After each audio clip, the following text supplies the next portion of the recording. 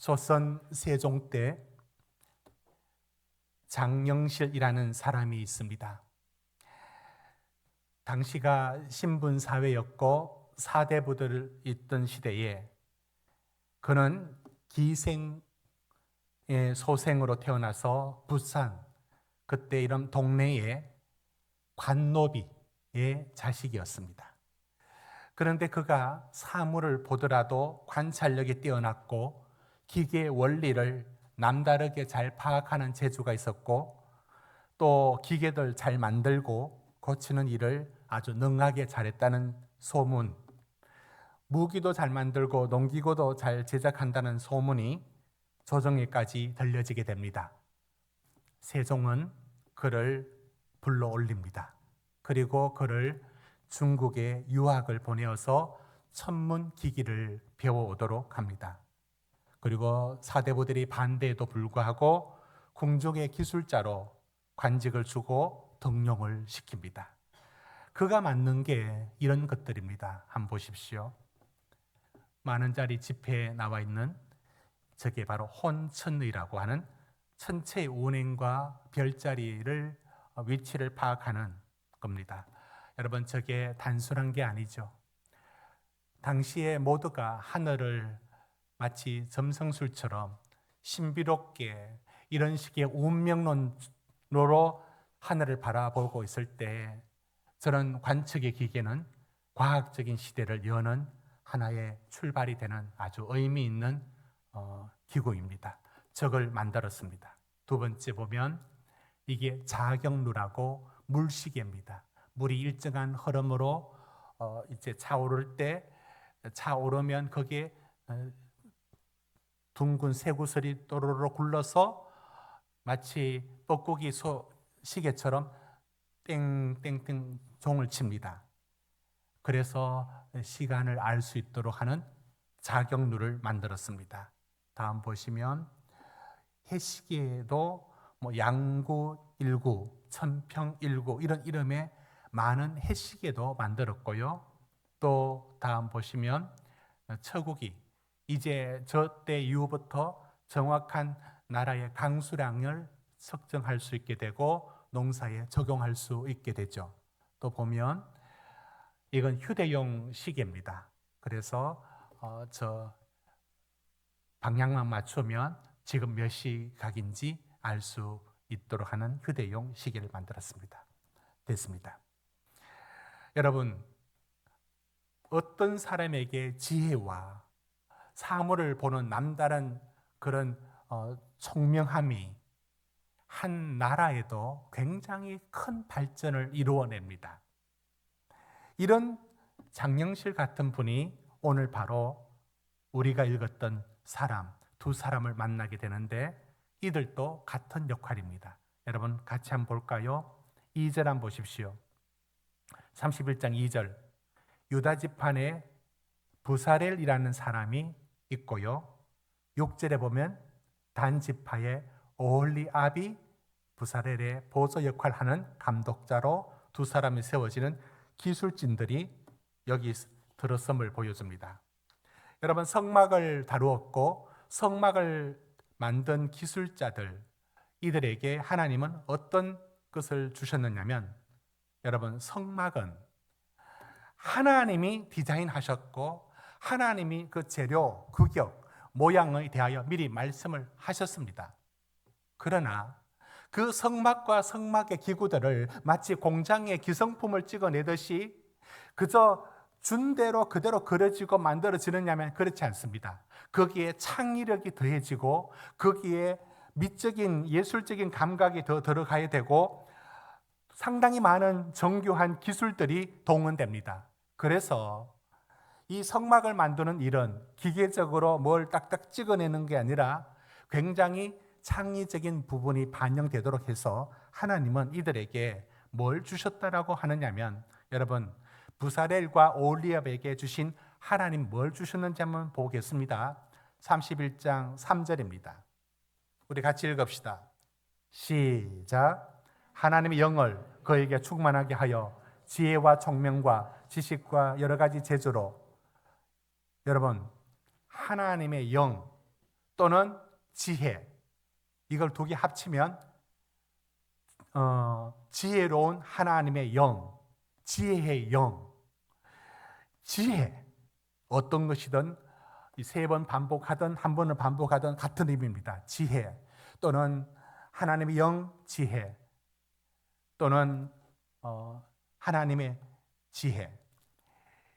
여러분, 바로 이것을 그들에게 주었습니다. 6절에도 같이 한번 보겠습니다. 6절, 오홀리압에게 뭘 주셨는가? 6절입니다. 시작. 내가 또 단지파 아히사막의 아들 오홀리압을 세워 그와 함께하며 지혜로운 마음이 있는 모든 자에게 내가 지혜를 주어 그들이 내가 내게 명령한 것을 다 만들게 할지니라. 여러분, 명령하여 일러준 것을 만드는 게 맞습니다. 그러나 거기에는 창의력과 예술적인 것과 정교한 기술들이 반영되도록 하나님은 지혜를 찾는 자에게 지혜를 주셨다라고 말씀을 하고 있습니다. 저는 오늘 여기에 성막과 성막의 기구를 만들 때에 부사렐과 그리고 오홀리압에게 하나님은 하나님의 영 또는 지혜를 주셨다라는 여기에 뭘 보게 되느냐면 그렇습니다. 하나님으로부터 우리가 받을 지혜, 하나님으로부터 받을 지혜란 것이 하나님의 사람으로 살아갈 때에 하나님으로부터 지혜를 받는 법 또는 성령을 받는 법, 그 삶을 하나님이 요구하고 있음을 발견하게 됩니다. 두 인생이 있다라고 삶을 단순화시키면 그렇게 볼 수 있습니다. 우리가 가진 자원, 지식과 경험과 기술이 우리의 자원으로 사는 사람이 있습니다. 그런데 또 한 사람은 하나님으로부터 오는 능력과 하나님으로부터 오는 지혜를 자원으로 사용해서 살아가는 사람이 있습니다.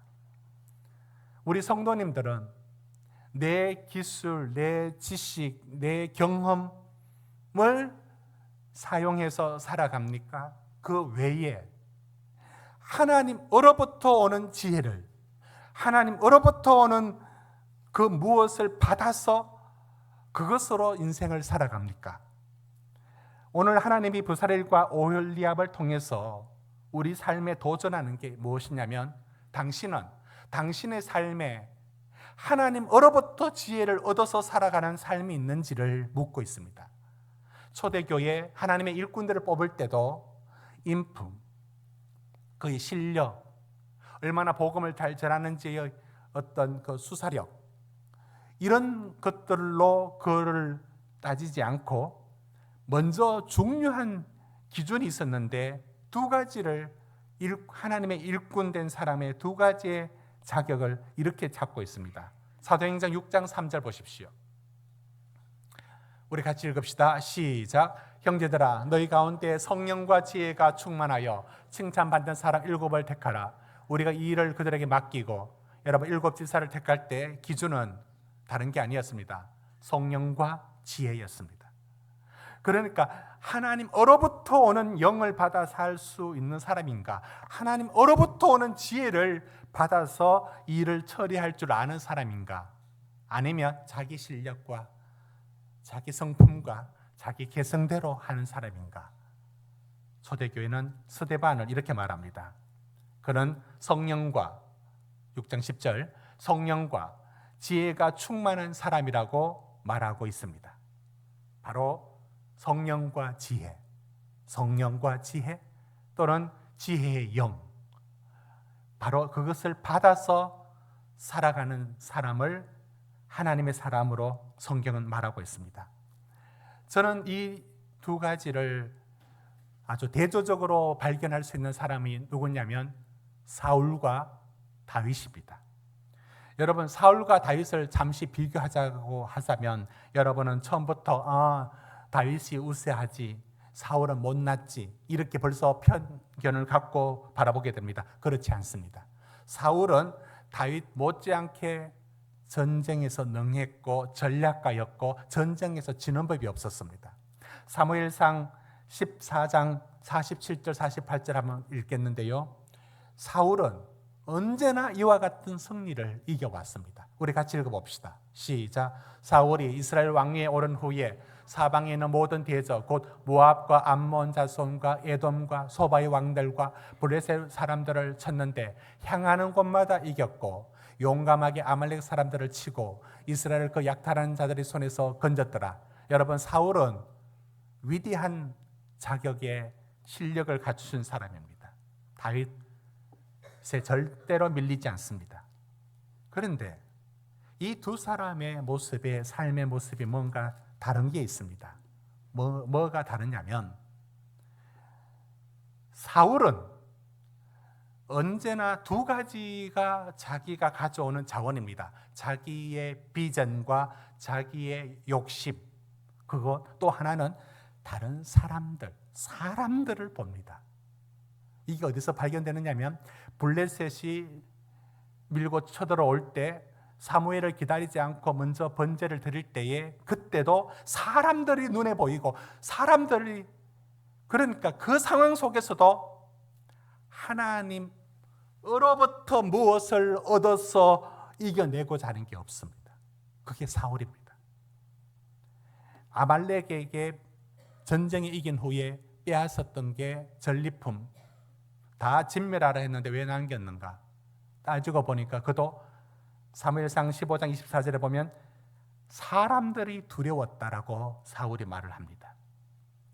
그에 비해서 다윗은, 여러분, 양을 칠 때에 사자의 발톱과 곰의 발톱에서 건져주신 하나님을 어디 적용시키느냐면 골리앗 앞에, 그러니까 골리앗 앞에 다윗은 하나님으로부터 받은 그것을 가져와서 그 골리앗 앞에 섭니다.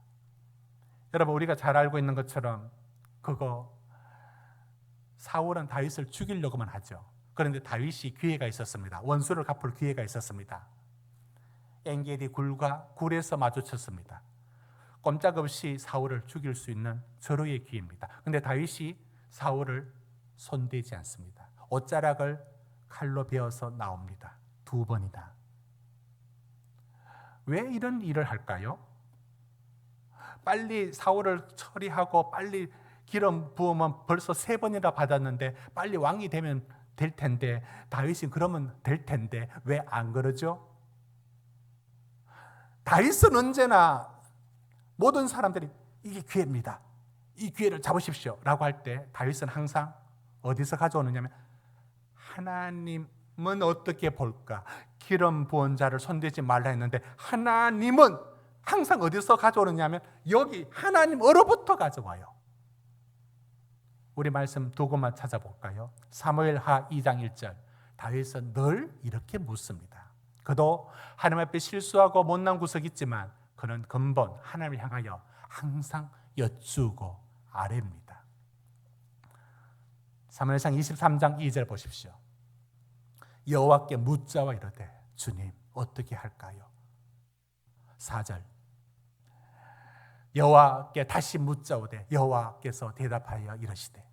항상 다윗은 하나님으로부터 오는 지혜와 방법을 구합니다. 저는 이 다윗과 사울의 방법을 영어 단어로 한번 비교를 해보려고 합니다.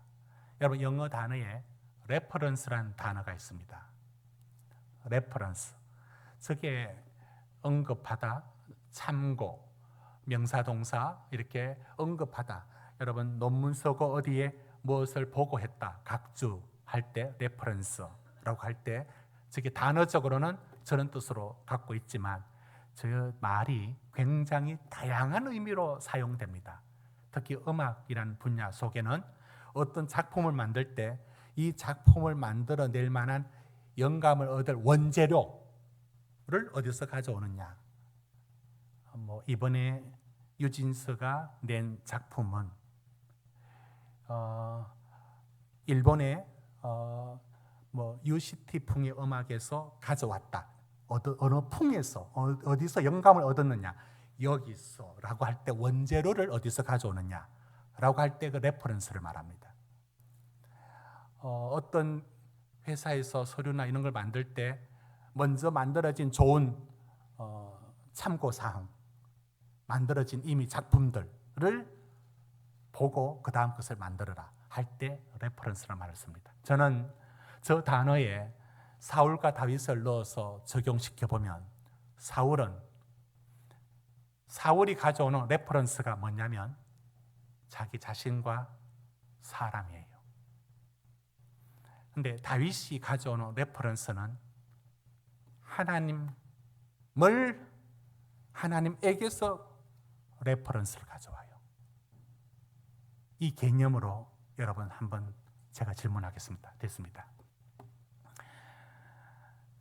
여러분의 인생에는 여러분이 가진 자원, 지식, 기술, 경험으로 살아갑니까? 여러분의 레퍼런스는 이겁니까? 아니면 여러분의 레퍼런스에 하나님으로부터 오는 것을 사용하고 계십니까? 사용할 줄 아십니까? 저는 이 질문을 부사렐과 오홀리압이 받은 지혜를 통하여 던지고 있습니다. 여러분, 삶을 살아가면서 우리가 어디로부터 무엇을 받는 인생이냐 매우 중요합니다. 저는 몇 달 전에 처음으로 감자찌개를 맛있게 하는 것을 터득을 했습니다. 누구한테 배워야 되느냐면 아주 친절한 성이 유시인 분, 여러분 잘 알죠? 유튜브. 그분한테 물어봤죠. 그러니까 이렇게 만들으라고 했습니다. 제가 금요일 날 교회 앞에 그 야채 파는 아저씨한테 감자를 샀습니다. 5,000원어치. 그리고 그거를 씻어서 이렇게 이 서는 방법이 있었는데 이렇게 사각지게 썰었습니다. 그럼 어떻게 하느냐고 그 유튜버가 일러주느냐면 큰 숟가락으로 된장 2숟가락, 큰 숟가락으로 고추장 1숟가락을 넣고 그 썰어놓은 감자를 이렇게 비비듯이 한 후에 그걸 냄비에 넣고 가열합니다. 그때에 식용유를 넣으라고 했습니다. 이게 비법인 같은데 그래 식용유를 넣었어. 그래서 볶듯이 한참 하니까 감자가 약간 익을 정도가 되지 않습니까? 그리고 그때에 물을 넣고 그 다음에 다시마 같은 어떤 없어서 저는 라면 수프를 넣었는데 라면 수프를 넣고 끓입니다. 그리고 김이 날 즈음에 썰어놓은 파와 버섯하고 고추를 그때 이제 넣어서 끓이면 진짜 맛있게 나옵니다. 실제 나왔습니다. 제가 그거로 우리 가족들이 야 이거 누가 했느냐 얘기를 들었습니다. 그래서 감자찌개는 이제 제가 하는 거로 이렇게 되어 있습니다. 누구한테 배웠느냐면 제가 유씨한테 배웠다고 했지 않습니까? 그런데 이걸 배울 때에 제가 유튜브한테만 물었죠. 그래서 제가 이걸 할 수가 있었습니다. 여러분, 제가 누구한테 물어야 되느냐면 원래 저희 아내한테 물어야 되지 않습니까? 어머니 살아계시면 이제 어머니께 여쭤봐야 될 내용이죠. 그런데 그 정보와 지식을 저는 거기 묻지 않고 유튜브에서 얻어서 배웠습니다. 나의 스승은 유튜브입니다. 나의 지식의 근원은 구글이고 나의 지식의 아버지는 네이버입니다. 그러니까 제가 가져온 이 출처, 이 근거를 사람이 아니라 이 유튜브와 구글과 네이버라는 것을 통해서 저는 이걸 배웠습니다.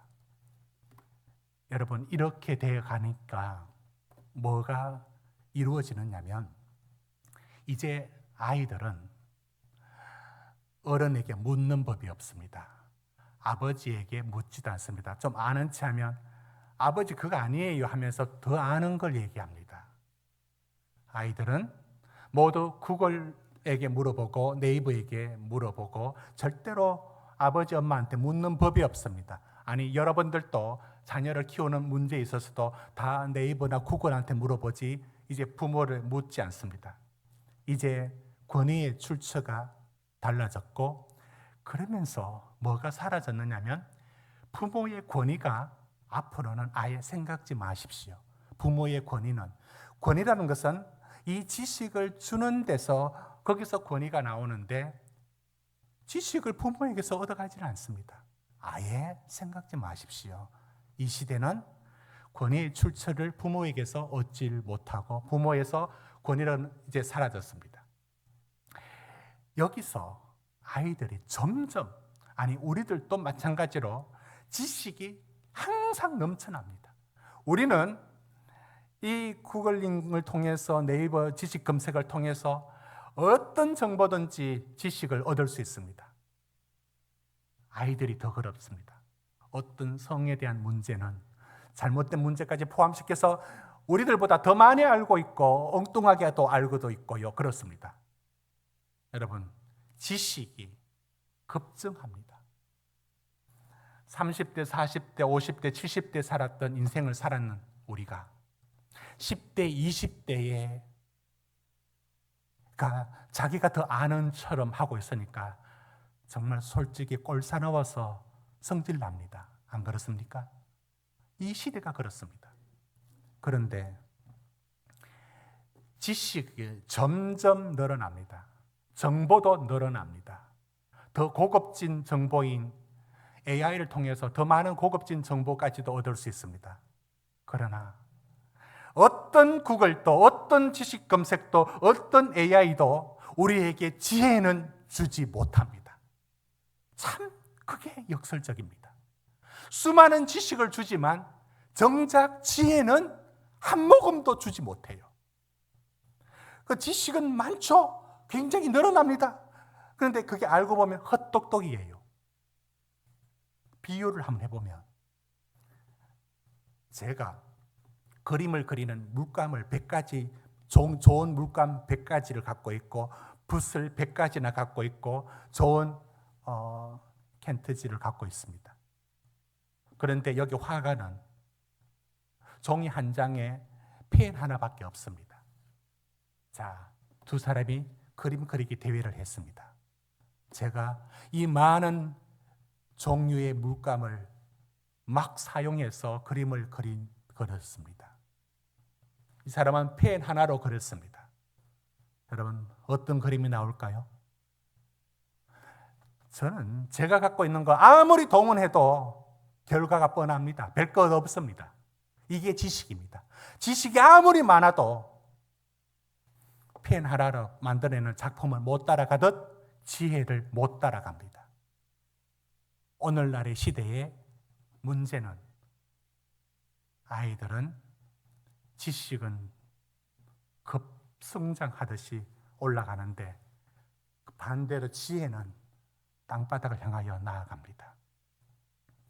이렇게 되어집니다. 여러분, 하나님으로부터 지혜를 구한다.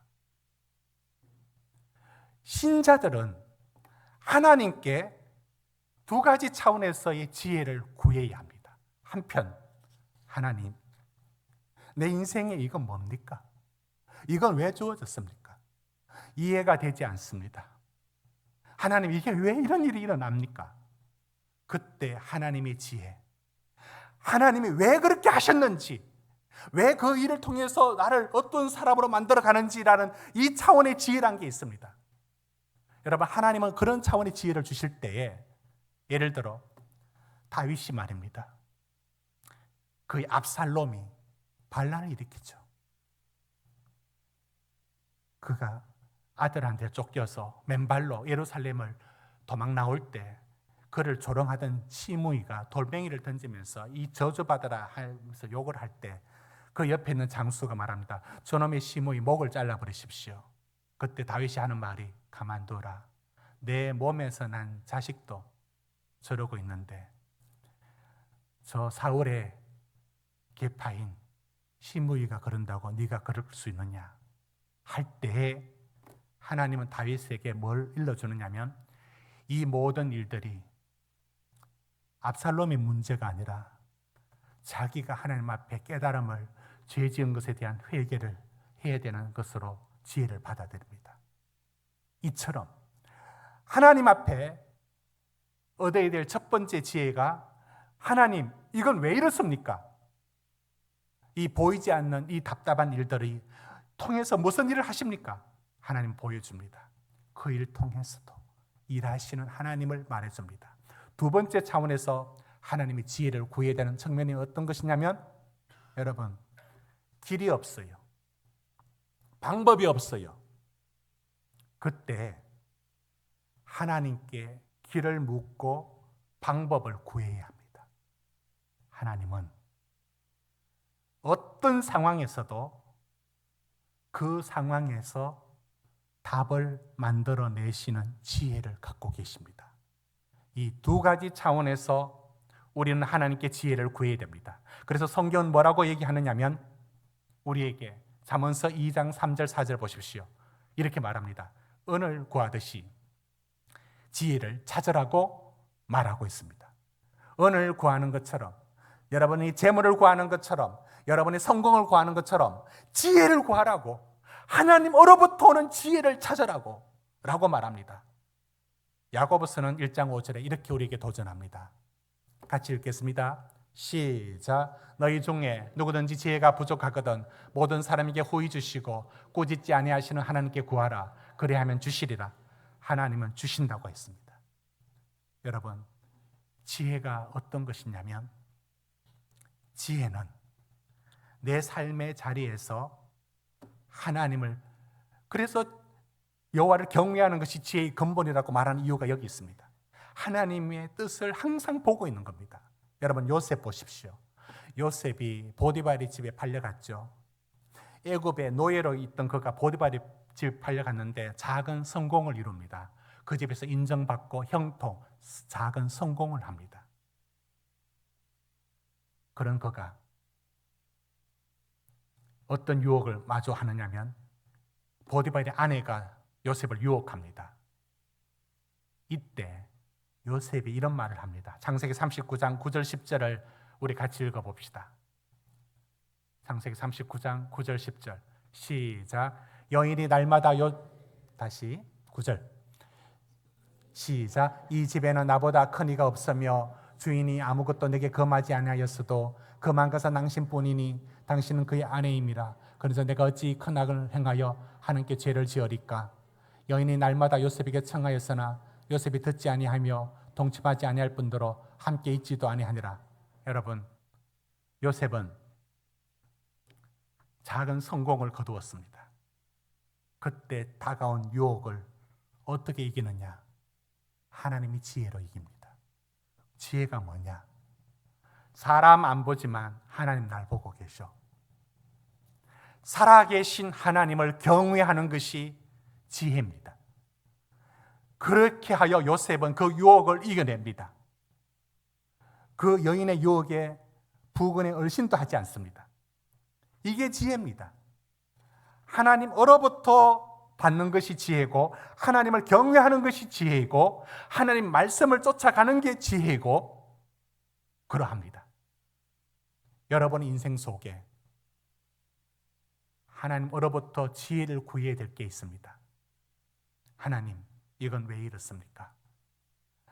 정말 이해되지 않는 삶의 모든 구석구석에 그곳에서도 하나님이 나를 향하여 오묘하신 깊으신 뜻이 있어서 이 상황을 주시는 하나님, 그 지혜로움을 보아야 요셉처럼 그 삶의 자리에서 하나님의 뜻을 보고 가할 수가 있습니다. 더불어서 여러분은 삶의 문제에 있어서도 하나님의 지혜를 구할 줄 알아야 합니다. 여러분, 금이 아시죠? 금이. 제가 휴게소에 파는 3,000원짜리 책 하나를 재밌게 읽었는데 제목이 금이의 법칙. 금이를 25년간 연구했던 사람의 이야기입니다. 여러분, 금이가 줄을 칠 때 그게 얼마나, 이 금이줄을 어떻게 치느냐면 이렇게 가로줄을 치고 세로줄로 치고 그 다음에 가로를 이렇게 뱅글뱅글 돌면서 줄을 칩니다. 그런데 그게 세로로 친 줄은 손을 대보면 찐득거리는 게 없습니다. 가로로 뱅글뱅글 돌면서 친 줄이 끈적끈적합니다. 그러니까 금이의 몸에서 여러 가닥의 줄이 나오는 겁니다. 그놈이 원하는 대로 줄을 뽑습니다. 가로줄을 뽑을 때는 찐득한 것이 없도록, 세로줄을 뽑을 때는 찐득한 것이 없도록, 가로줄을 할 때는 그게 찐득한 게 붙어서 벌레가 이렇게 붙도록 만듭니다. 가만히 보면 그 줄이 두 줄로 되어 있답니다. 여러분, 튼튼하고 안전하려면 줄이 두꺼우면 좋을 것 아닙니까? 그러면 금이가 걸을 수가 없어요. 무게는 가벼워야 됩니다. 그런데 두 줄로 되어 있습니다. 그게 어떤 거냐면 두 줄이라야 작업을 하다가 떨어지면, 한 줄이면 떨어져서 죽습니다. 두 줄이면 어떻게 되느냐면 와이어줄을 꼬은 것처럼 내려오면서 끊어지는데 한번 완충 끊고 두 번째 줄이 끊어집니다. 그래서 충격을 완화시켜서 떨어져서 죽는 금이가 없습니다. 이렇게 그 작은 미물 하나에도요, 놀라운 하나님의 지혜가 거기 들어 있습니다. 그게 창조하신 하나님의 세계에 그 작은 것 안에도 놀라운 것들이 다 숨겨져 있습니다. 여러분, 벌집을 만들었을 때 어떻게 그게 어디서 배워서 육각형을 만들까요? 여러분, 골판지가 다 육각형으로 안에 되어 있습니다. 벌집에서 배운 아이디어입니다. 충격을 완화하고 그 부피 공간을 넓히면서도 가장 힘을 받을 수 있는 구조들. 우리가 수학과 물리를 배우기 전에 그 작은 벌이 벌써 그거를 머릿속에 갖고 있다는 거 아닙니까? 작은 것 하나에도 하나님의 지혜가 담겨져 있습니다. 하물며 그러할진대 내 인생의 문제를 해결할 수 없을 듯이 보여질 때, 그때 사랑하는 성도 여러분, 기억하십시오. 하나님은 내 인생의 사방으로 다 막혀 있어서 꼼짝달싹 못하는 그 답답함이 겹겹이 백겹을 둘러싸고 있어도 하나님은 방법과 길을 알고 계십니다. 이게 하나님의 지혜입니다. 하나님은 광야에서 길을 내시고 사막에 강을 내시는 분입니다. 하나님께 지혜를 구하고 내 삶의 것들에 대하여 하나님의 뜻을 구하고, 하나님 지혜를 주옵소서. 이 문제를 어떻게 풀면 좋습니까? 하나님께 지혜를 가져와서 그 지혜를 사용하여 삶의 것들을 풀어가는 사람, 이것이 하나님이 오늘 우리에게 도전하는 삶입니다. 여러분들의 레퍼런스는 어디입니까? 하나님으로부터 받아 그 지혜를 여러분의 삶에 적용할 줄 아는 것, 이 엄청난 보화를 누리는 사람이 있는가 하면 아직도 이 보화를 누리지 못하는 이들이 있습니다. 오홀리압 부사렐에게 주신 지혜뿐만 아니라 하나님은 오늘도 우리 인생의 문제를 하나님 주신 지혜로 이겨나가길 원하고 계십니다. 시편 119편에 말씀합니다. 주의 길은 내 발의 등이요 내 길의 빛이니이다. 주님의 지혜로 승리하시길 주의 이름으로 축복합니다.